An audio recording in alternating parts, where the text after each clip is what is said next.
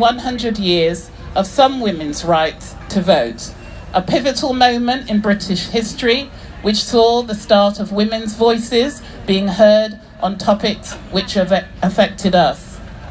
Unfortunately, the voices of all women were not always heard, and their faces not always seen, as the legislation passed in 1918 did not give all women the right to vote.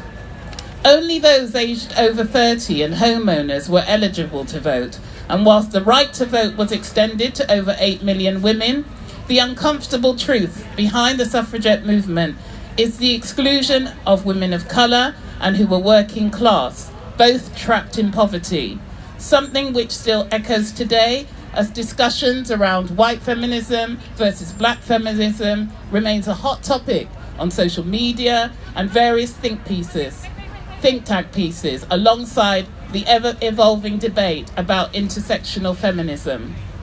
There is hardly any evidence about black women's involvement with the British suffragettes, and the emancipation of different races were complex, to say the least. But what we do know is black women's contribution to British society as a whole remains key to the development of this very nation and is something we must celebrate. Voting means something to me, as both a right and a responsibility. I vote even when I resent the process. This sense of duty is as much bound up in the past as it is connected to today. I have the right to vote because of those who have gone before me.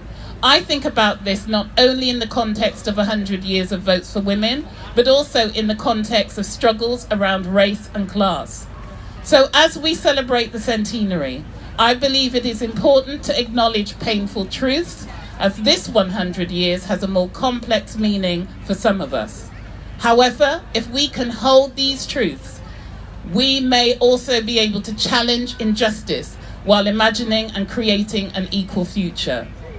I would like to mark the centenary of women's suffrage by celebrating the unsung heroes, women whose contributions largely to the growth of gender equality in the UK and breaking down barriers across politics, medicine, art, and so much more. I stand on the shoulders of these women, women like Fanny Eaton, Mary Seacole, Diane Abbott, Lillian Bader. I have always fought for equality, and I am grateful to the suffragettes for winning the vote for women, as their sacrifices enabled me and my fellow women councillors to take our rightful place, leading the fight for women's equality at the very heart of democracy.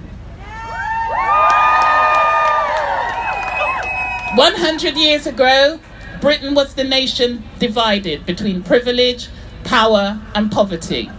Unfortunately, today that division still exists, but here in Bristol, we are determined and continue to work and battle for equality together. Women of Bristol, women of the world, let's stand together. Thank you.